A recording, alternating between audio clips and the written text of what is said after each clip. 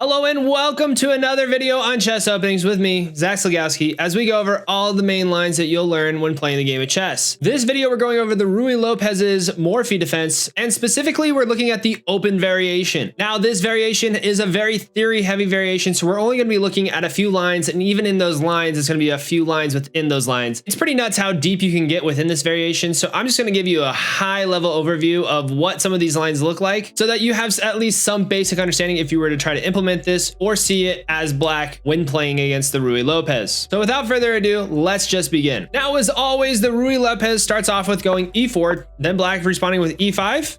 We go knight to f3, black goes knight to c6, and then white pushes up bishop to b5, attacking the knight. Now, where the main line of the Morphy defense open variation begins is white goes to a6, pushing the bishop back, and then bringing out the knight over here to f6, and we go in castle, leaving this pawn open. And then black will take that pawn, and that begins the open variation in the Morphy defense.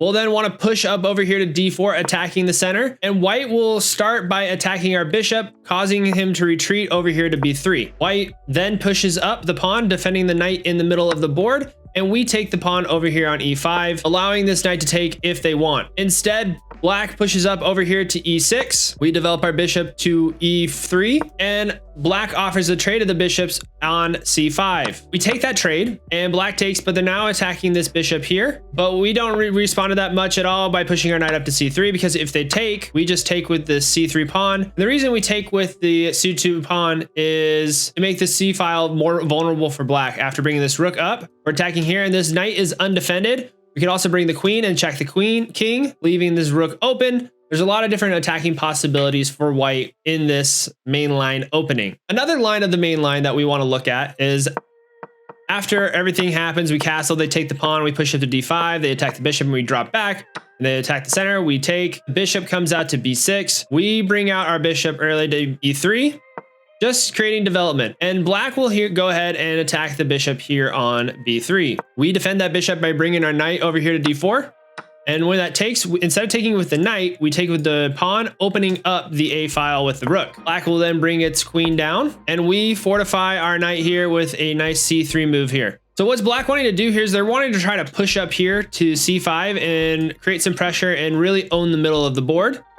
And we try to prevent that by going here to b4, causing the center to kind of collapse and create weaknesses. So before we go any further, please make sure to like and subscribe to the YouTube channel. It helps me a lot get this video out there and continue making these videos for you so that you can get better at the game of chess. Now let's move on to the open variation, and this is the classical defense line of the open variation. So it starts as usual. He takes there, and then we push up d4, and black responds by pushing up to d5, hurting the bishop. We bring back, and they go to d5 again. We trade the pawn, and black brings the bishop out here to defend this pawn from the bishop and queen attack. We keep developing with bishop to e3. They go bishop to e7, and we go to c3, creating some attacking lines over here on d and b4. After black castles, we go knight to b2, defending our knight, but also attacking this knight here. And the queen will drop down here to d7, trying to create some attacking lines later on. And we develop our rook here to e1, defending the bishop, and in future attacking that knight. They also bring the rook over here to d8, trying to create a little battery for later on. Bring bishop to c2, attacking that knight.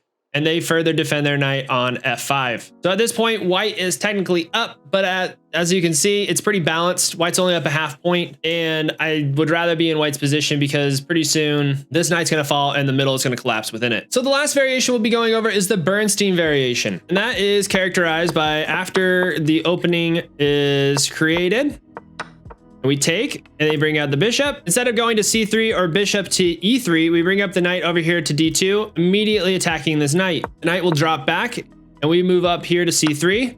And if they take, we take with the knight. So the knight goes over here to b3, looking to go over here to c5, and the black responds by developing its bishop, and we go on a straight attack of this knight, trying to hit the knight and attack both the bishop and the queen.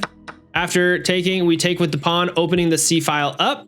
And if they push over here to a5, we go queen to c2, trying to place the king in check and creating some disturbance for black there. Another line of the Bernstein variation is as follows. After we set everything up, the knight here is attacking the knight here on e4. As it moves over to attack the bishop, we go to c3. They push up here to d4 instead. We'll want to just trade off bishops. They take with the knight, and we take the pawn, controlling the center, And after the knight takes here, we don't take back because all it does is develop a queen. So what we do is we go ahead and push to a4, trying to attack this pawn and create more disruptions in black's line, trying to prevent a c5 push later on. After developing the bishop and attacking this knight even further, we take with the pawn, and if they take, we take, and they take with a queen. We're getting a nice long diagonal. But white is up here about a point and a half, and so what we want to do is we want to take the knight over here on d4, and if they take there, take the queen, and we skewer both the knight and the bishop. So one of these probably will have to fall. Bishop will probably move here, but even then, we then have the g7 take, creating more issues for black as time goes on. So this line of the Bernstein is very good, and one that you should remember as you're playing the open variation. So that's it for the Morphy Defense's open variation. If you liked that video, please like and subscribe to the YouTube channel. I also stream on Twitch at twitch.tv/ZachSlegowski. Next up, we're going to be going over the classical defense